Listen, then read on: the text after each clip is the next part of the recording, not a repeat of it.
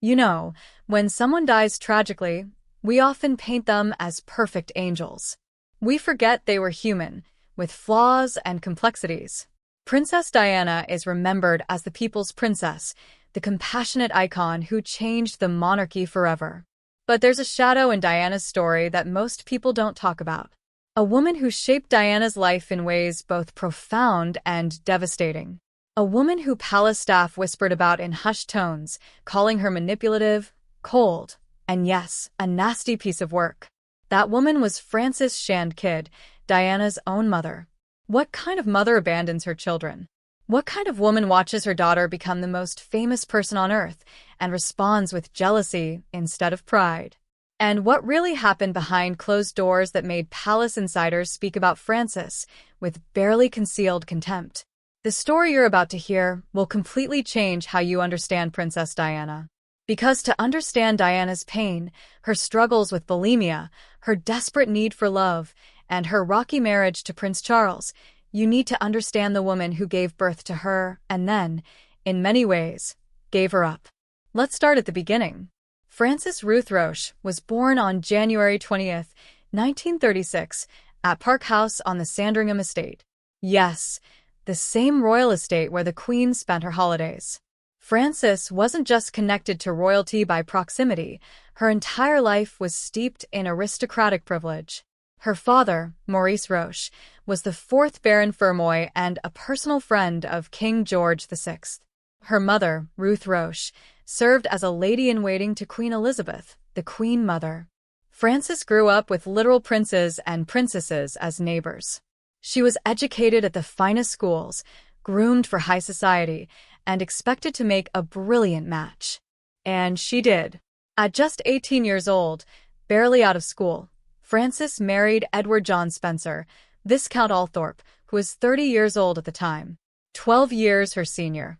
The wedding took place at Westminster Abbey in 1954, and Frances became one of the youngest brides ever to marry at that historic venue. The ceremony was attended by Queen Elizabeth II herself. It should have been a fairy tale. A young, beautiful aristocrat marrying into one of England's most prominent families. But fairy tales, as we know, often hide dark truths. Behind the gilded exterior of Park House, Frances's marriage was crumbling from the start. According to Tina Brown's explosive book, The Palace Papers, Frances discovered that her charming, well-mannered husband was actually an abusive bully. Johnny Spencer drank excessively and had a vicious temper. But the worst part wasn't the drinking or the verbal abuse. It was the pressure. The relentless, crushing pressure to produce a son. An heir.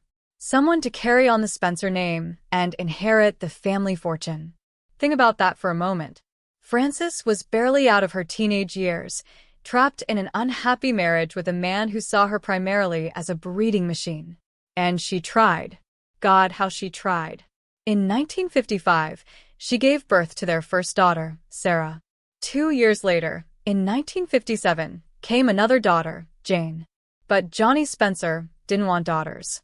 He wanted a son. So Frances kept getting pregnant, kept enduring the physical and emotional toll of pregnancy, all while living with a man who resented her for not giving him what he demanded. Then came the tragedy that would haunt Frances for the rest of her life.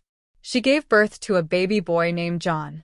Finally, the heir everyone wanted. But John Spencer lived for only 10 hours. He was born with extensive malformations, and Johnny Spencer made a decision that was breathtakingly cruel. He forbade Frances from seeing her baby. The infant was snatched from her arms and taken away. Frances would later recall banging frantically on the locked nursery doors, desperate to hold her son, to see his face just once. But she never did. Not in life. Not in death. The baby was taken away, buried, and the entire family acted as though he had never existed. No one ever mentioned what happened. Can you imagine that level of trauma? Giving birth, knowing your child is dying or has died, and not even being allowed to say goodbye. A year and a half later, on July 1st, 1961, Frances gave birth again. This time to a baby girl, Diana. And instead of celebrating this beautiful new life, the Spencer family was disappointed. Again. They hadn't even bothered to think of a girl's name because they were so certain this child would be the male heir they desperately wanted. It took them a full week to settle on Diana Frances Spencer.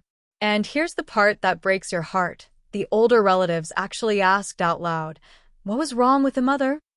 As if Frances was defective. As if her body was broken because she kept producing daughters instead of sons. At just 23 years old, Frances was subjected to what she later described as humiliating and unjust medical tests at clinics on London's Harley Street. Intimate examinations designed to diagnose the problem of why she couldn't produce male children. This was the 1960s, and these doctors apparently didn't understand basic biology, that the sex of a child is determined by the father's sperm, not the mother's egg. But Frances was blamed, shamed, treated like a failure. Finally, in 1964, Frances gave Johnny his precious male heir. Charles Spencer was born, and you'd think this would ease the tension in the marriage. But Diana's brother later said it was a dreadful time and probably the root of their divorce. The damage had been done. The resentment, the trauma, the years of abuse, they couldn't be erased just because a son finally arrived. By 1966, Frances had reached her breaking point. At a London dinner party, she met Frances Shand Kydd, a wallpaper tycoon. He was kind to her. He listened. He treated her like a person, not just a womb for producing heirs. They began an affair in 1967, and Frances made the decision that would define the rest of her life and irreparably damage her relationship with her children. She left. She walked out on her marriage, her children, and her life at Park House. Now, here's where things get complicated. In 2024, we might look at Frances's situation with more compassion. She was in an abusive marriage, trapped by the suffocating expectations of aristocratic society, denied even the basic dignity of grieving her dead child. We might say she had every right to leave, to seek happiness elsewhere. But this was the 1960s, and in aristocratic circles, divorce was scandalous. A woman leaving her husband for another man? Absolutely unforgivable. And a mother abandoning her children?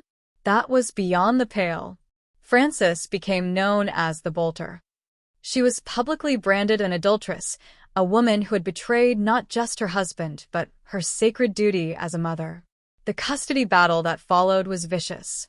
Frances fought desperately to keep her two youngest children, Diana and Charles.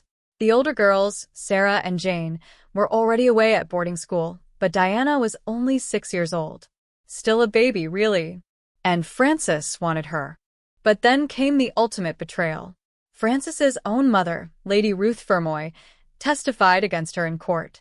Her own mother stood up in a courtroom and called Frances a bad mother. She sided with Johnny Spencer, her son-in-law, against her own daughter. Why? Royal biographer Penny Junor says Lady Fermoy was a terrible snob who thoroughly disapproved of Frances leaving an earl to take up with a man in trade. Frances Shand Kydd wasn't nobility, you see. He was in business. And in Lady Fermoy's world, that made him beneath contempt. Frances lost custody. The judge awarded sole custody of all 4 children to Johnny Spencer. And Diana, at 6 years old, had her world shattered. Years later, Diana would recall the sound of gravel crunching under tires as her mother drove away. She told Andrew Morton, her biographer, the biggest disruption was when Mummy decided to leg it. That's the vivid memory we have. People took sides. Various people didn't speak to each other. For my brother and I, it was very wish-washy and painful. Think about how that must have felt for a 6-year-old child. Your mother is there one day and gone the next. And everyone around you is whispering, taking sides, treating it like a scandal. Diana wasn't told the full story. How could she be at that age? All she knew was that her mother had chosen to leave. And in Diana's young mind, that meant her mother had chosen to leave her. That she wasn't enough, wasn't worthy of being kept. This abandonment would echo through every relationship Diana ever had. Her desperate need for affection, her fear of being left, her bulimia, her self-harm. So much of Diana's pain can be traced back to that moment when her mother drove away down that gravel driveway. Frances married Peter Shand Kydd in 1969 and moved to the remote Isle of Skye in Scotland. She opened a small gift shop and seemed content to live a quiet life, far from the scrutiny of London society.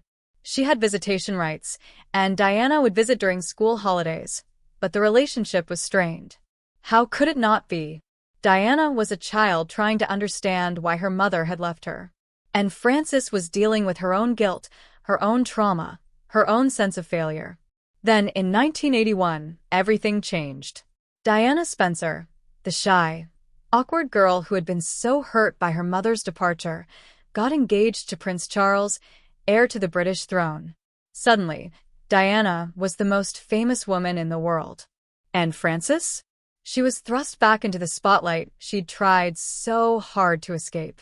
The media went into a frenzy. They dug up every detail of Frances's past, the affair, the divorce, the custody battle. They called her the bolter all over again. They photographed her, harassed her, camped outside her home in Scotland. And it destroyed her second marriage.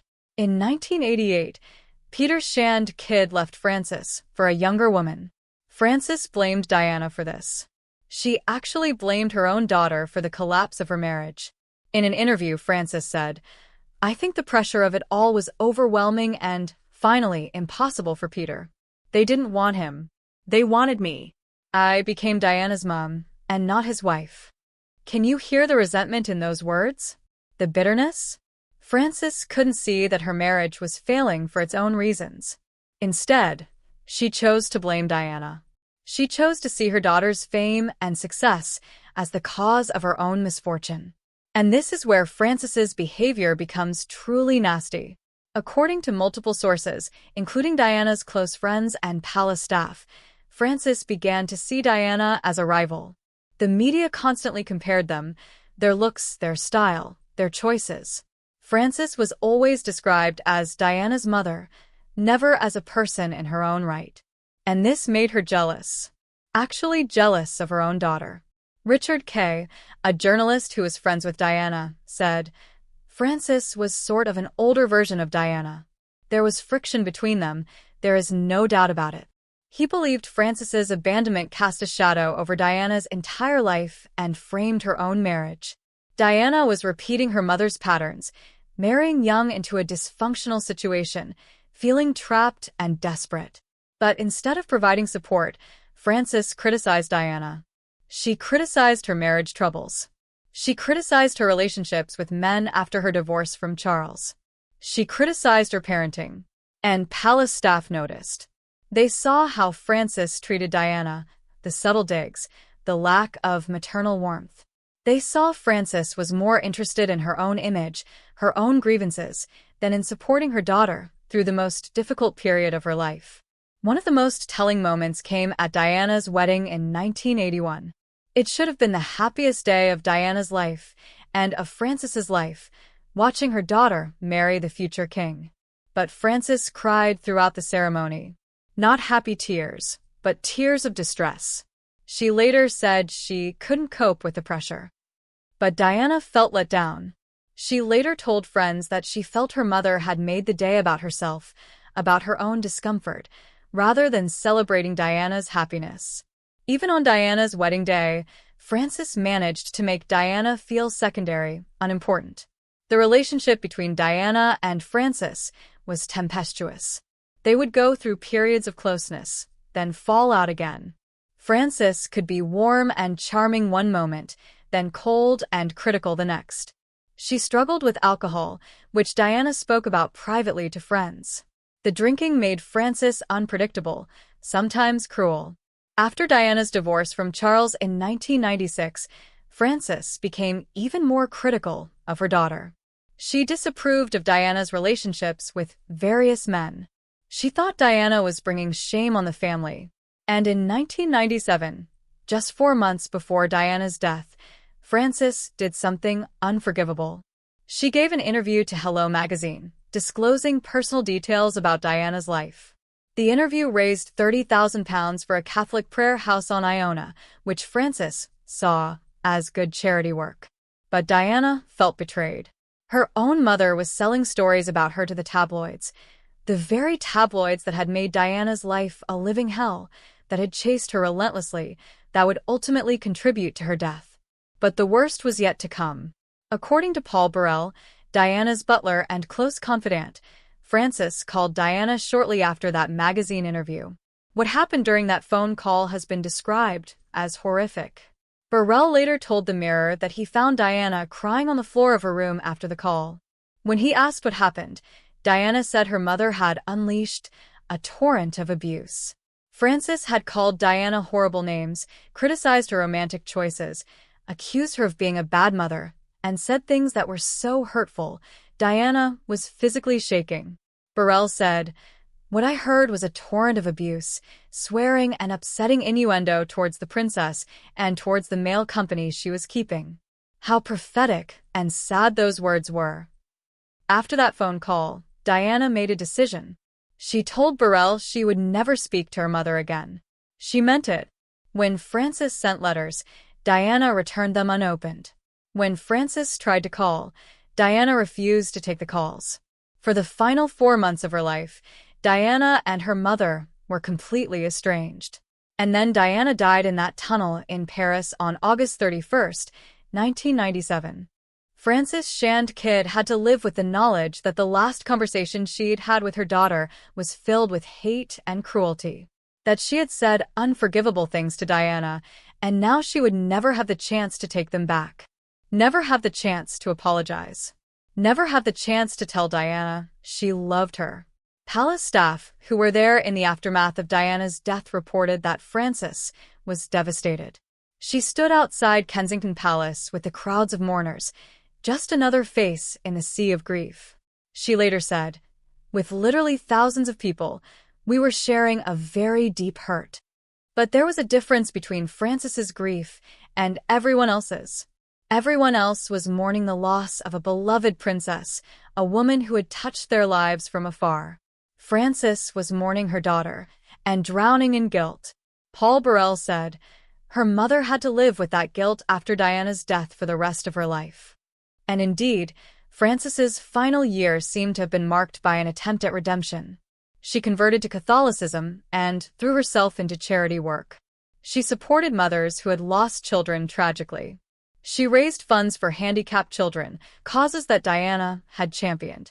She made annual pilgrimages to Lourdes, caring for disabled people. She organized fundraising for the bereaved families of the Lockerbie air disaster. It's as if Frances spent her remaining years trying to become the person she should have been for Diana, trying to support others the way she had failed to support her own daughter. In 2004, just 7 years after Diana's death, Frances Shand Kydd died at her home in Scotland. She was 68 years old. Her funeral was small and private. Prince William and Prince Harry attended, and William gave a touching reading. Despite everything, despite the pain Frances had caused their mother, the princess showed her respect and kindness. But here's the question we need to ask. Was Frances Shand Kydd truly a nasty piece of work, as palace staff claimed? Or was she a victim of her own circumstances, a woman damaged by an abusive marriage, impossible expectations, and the loss of her children? The truth, as always, is complicated. Yes, Frances was dealt a terrible hand. She was married off at 18 to a man who mistreated her. She was pressured to produce children, blamed when they weren't male, and traumatized by the death of her infant son. She lost custody of her children because of the archaic, sexist attitudes of the 1960s aristocracy. She was judged harshly for doing what we would now recognize as escaping an abusive situation. But Frances also made choices. She chose to leave her children when she left her husband. Now, in those days, she probably believed she could get custody, that she would still be in their lives. But when that didn't happen, when the courts ruled against her, she chose to move to a remote island in Scotland. She chose distance. She could have stayed closer to London, fought harder to maintain a relationship with her children. But she didn't. And later, when Diana needed her mother most, when she was struggling in her marriage, battling mental health issues, being destroyed by the tabloid press, Frances chose jealousy over support. She chose to see Diana as a rival rather than as her daughter, who was drowning. She chose to give that magazine interview, to make that cruel phone call. These were choices, not circumstances. The palace staff who called Frances nasty weren't wrong. They saw how she treated Diana. They saw the pain it caused. They saw that Frances put her own wounded pride, her own grievances, ahead of her daughter's well-being. That is nasty behavior, even if it comes from a place of pain. But here's what makes Frances's story so tragic. She knew. By the end, she knew what she had done. The charity work, the pilgrimages, the support for bereaved mothers. This wasn't just redemption. This was penance. Frances spent her final years haunted by the knowledge that she had failed her daughter in the most fundamental way. That when Diana needed love, Frances gave her cruelty.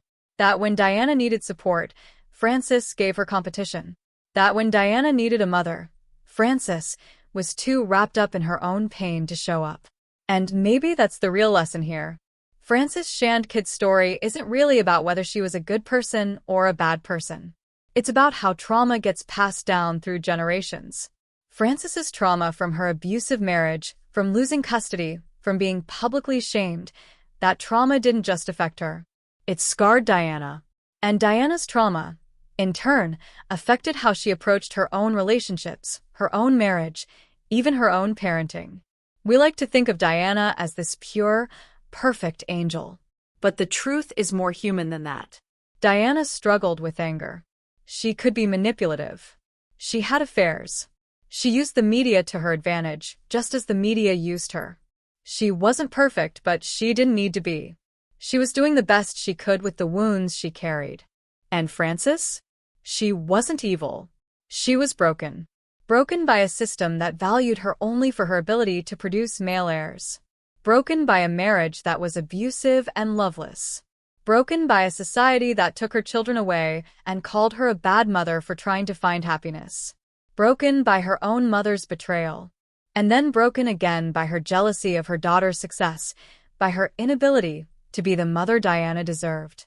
The palace staff who whispered about Frances, who called her nasty, who watched her interactions with Diana with barely concealed disapproval, they weren't wrong. But they were only seeing part of the story. They were seeing the damage without understanding the wound. Here's something that haunts me about this story. Diana died without ever reconciling with her mother. Those last 4 months of her life, she lived with that estrangement. And I wonder, did she regret it? Did she think about calling her mother, trying one more time? Or was she so tired of being hurt that she found peace in the distance? We'll never know. But we do know that Diana's sons, William and Harry, learned something important from their mother's pain. They've both spoken about the importance of mental health, of breaking cycles of trauma, of not passing pain down to the next generation. William has talked about how he wants his children to grow up feeling loved and secure. Harry has been open about his own struggles with anger and grief. They're trying to heal what was broken in their mother and in their grandmother. Because that's the thing about family trauma, it doesn't just disappear. It echoes through generations until someone is brave enough to stop it. Diana tried to stop it. She tried to be a different kind of mother than Frances had been. She tried to show William and Harry unconditional love, to make them feel secure, to protect them from the coldness and cruelty she had experienced. And in many ways, she succeeded. Her boys remember her as warm, funny, loving, everything Frances hadn't been for Diana. Diana broke the cycle for her sons, even though she couldn't heal her own wounds. That's her real legacy, more than the charity work, more than the fashion, more than the royal drama. She took the pain she inherited from Frances and refused to pass it on. But Frances Shand Kydd, what's her legacy? It's complicated. She's remembered as the woman who abandoned Princess Diana, as the mother who was jealous of her daughter's success, as the person who made Diana's childhood lonely and her adult life harder. The palace staff who knew her, who watched her behavior toward Diana, who heard her catty remarks and saw her cold indifference, they remembered her as difficult, as nasty. But she's also remembered by those she helped in her final years. The bereaved mothers she supported, the disabled people she cared for on pilgrimages to Lourdes, the families of Lockerbie victims she raised money for. To them, she was kind, generous, compassionate. It's as if there were two Frances Shand Kydds, the one who could be loving and giving to strangers, and the one who couldn't show that same love to her own daughter. Psychologists call this compartmentalization. Some people can be wonderful to outsiders while being terrible to their families. It's a way of managing their own guilt and pain. By being helpful to others, they can avoid confronting the ways they've hurt the people closest to them. And that seems to fit Frances perfectly.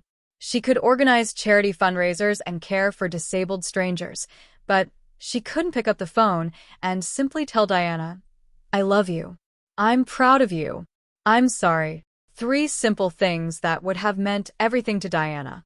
3 things that Frances, for all her charity work and pilgrimages, never managed to say. There's a photograph from Diana's funeral that I keep thinking about. Frances is there, of course, dressed in black, her face hidden behind a veil and dark glasses. She's standing with the other mourners, watching as Diana's coffin is carried past. And even though we can't see her eyes, you can sense the weight of her grief. But is it grief for Diana? Or is it grief for herself, for the relationship she destroyed, for the daughter she pushed away, for the last 4 months that she can never get back? I think it's both. I think Frances genuinely loved Diana in the limited, damaged way she was capable of loving. But that love was always tangled up with resentment, jealousy, and pain. Frances couldn't separate her love for Diana from her anger at what Diana's fame had cost her. She couldn't celebrate Diana's success without feeling diminished by comparison. She couldn't support Diana without making it somehow about herself. And that's what made her, in the eyes of those palace staff who saw it all, a nasty piece of work. Not because she was evil or cruel by nature, but because she was so consumed by her own wounds that she kept wounding others. Especially Diana. The final twist to this story is both heartbreaking and strangely hopeful. Despite everything, despite the abandonment, the jealousy, the cruel phone call, the estrangement, Diana still named Frances as an executor of her will. Even after cutting off all contact, even after returning letters unopened, Diana still trusted her mother to help oversee her son's upbringing. Some people saw this as Diana extending an olive branch from beyond the grave. Others saw it as Diana being unable to fully let go of the hope that her mother would finally show up for her, even if it was too late. Frances took that responsibility seriously. She worked with the other executors to ensure William and Harry were cared for according to Diana's wishes. And maybe, in some small way, that was her final chance to be the mother she should have been all along. Not to Diana herself, it was too late for that, but to Diana's legacy. To the sons Diana loved more than anything. So, what's the verdict on Frances Shand Kydd? Was she a nasty piece of work, as those palace staff insisted? Yes. In many ways, she was. She was selfish, jealous, emotionally cruel, and unable to put her daughter's needs above her own wounded pride. She hurt Diana deeply and repeatedly. She made Diana's difficult life even harder. And she waited until it was too late to try to make amends. But she was also a victim of an abusive marriage, of sexist social systems, of a mother who betrayed her, of circumstances that would have broken anyone. She was a complicated, damaged woman who made terrible choices and hurt the people who should have mattered most to her. The truth about Frances Shand Kydd is that she was both victim and villain, both wounded and wounding, both human and horrible. She contained multitudes, just like we all do. The palace staff who called her nasty weren't wrong, but they weren't entirely right either. What we can say for certain is this: Frances Shand Kydd shaped Princess Diana in profound ways. The abandonment Diana felt as a child became the desperate need for love that characterized her adult relationships. The jealousy and criticism Frances showed became the voice in Diana's head telling her she wasn't good enough. The coldness Frances displayed became the warmth Diana was determined to show her own sons. Diana became who she was partly because of Frances, but also in spite of Frances. She took the worst parts of her childhood, the loneliness, the abandonment, the feeling of never being quite enough, and transformed them into empathy for others who suffered. She took the lack of maternal love and became fiercely, protectively loving toward her own children. She took the pain and tried to alchemize it into something beautiful. She didn't always succeed. Diana struggled with her demons until the day she died. But she tried. God, how she tried. And in trying, she became the people's princess, beloved around the world in a way her mother never was and never could be. Frances Shand Kydd died in relative obscurity in 2004, remembered mainly as a footnote in Diana's story. A tragic, complicated footnote. A reminder that even princesses come from broken homes. That even the most beloved people carry wounds inflicted by their parents. That the cycle of pain doesn't stop unless someone is brave enough to break it. Diana tried to break it. She didn't fully succeed. Trauma is too stubborn, too persistent for that. But she made a start. And now William and Harry are continuing that work, trying to heal what was broken in their mother and in their grandmother, and in all the generations before them who suffered in silence, because that's what was expected. So yes, palace staff knew. They knew Frances Shand Kydd could be nasty, petty, jealous, and cruel. They knew she hurt Diana. They knew she failed as a mother in fundamental ways. They whispered about it in the corridors of Kensington Palace, exchanged knowing glances, and kept their professional distance from her. But they also knew, or should have known, that pain begets pain. That hurt people. That Frances's nastiness didn't come from nowhere. It came from a lifetime of being hurt herself and never learning how to heal those wounds. It came from a system that valued her only as a womb, judged her as a failure, and took away her children. It came from marrying too young to a man who saw her as property. It came from having her own mother testify against her in court. None of that excuses Frances's behavior toward Diana. But it explains it. And maybe in explaining it, we can learn something. We can learn that trauma needs to be healed, not just endured. That pain needs to be processed, not just passed down. That being hurt doesn't give us permission to hurt others, especially not our children. Frances Shand Kydd was a nasty piece of work. But she was also a cautionary tale. A reminder of what happens when we don't deal with our pain. When we let resentment fester and jealousy poison our relationships. When we see our children as reflections of ourselves rather than as separate people who deserve unconditional love. Diana deserved better from her mother. She deserved support, love, pride, and celebration. She deserved a mother who could be happy for her success rather than jealous of it. She deserved a mother who could pick up the phone and say, "I'm sorry. I love you. I'm proud of you." She never got that. And that's the real tragedy of this story. Not just that Diana died too young, but that she died without ever receiving the maternal love she had craved her entire life. The love that Frances was too damaged, too selfish, too wrapped up in her own pain to give. Palace staff knew all of this. They saw it play out in real time. They watched Diana suffer and saw Frances contribute to that suffering. And when they called her a nasty piece of work, they weren't being cruel or judgmental. They were simply telling the truth. Sometimes the truth is complicated. Sometimes people are both victims and villains. Sometimes someone can be genuinely suffering while also causing suffering to others. Frances Shand Kydd was all of these things. And the legacy she left behind wasn't one of love or pride or healing. It was one of pain, regret, and lessons learned too late to matter. But here's my hope, that in telling this story, in understanding how Frances's pain damaged Diana, and how Diana's pain could have damaged her sons if she hadn't fought against it, we can all make a choice. The choice to break our own cycles of pain. To heal our wounds instead of passing them on. To be brave enough to admit when we're wrong, apologize when we hurt people, and love others even when it's hard. Because in the end, that's what separates us from Frances Shand Kydd. Not whether we've been hurt, we all have. Not whether we carry trauma, we all do. But whether we choose to heal it or inflict it on the next generation. Diana chose healing, as much as she was able. Her sons are choosing healing. And maybe, in her final years, Frances chose it too, even though it was too late for Diana to benefit from it. That's the story the palace staff knew, and we're only now beginning to understand. The story of a mother who is supposed to be Diana's first love, her safe place, her champion. but instead became another source of pain in a life that had far too much of it already. Frances Shand Kydd, Diana's mother.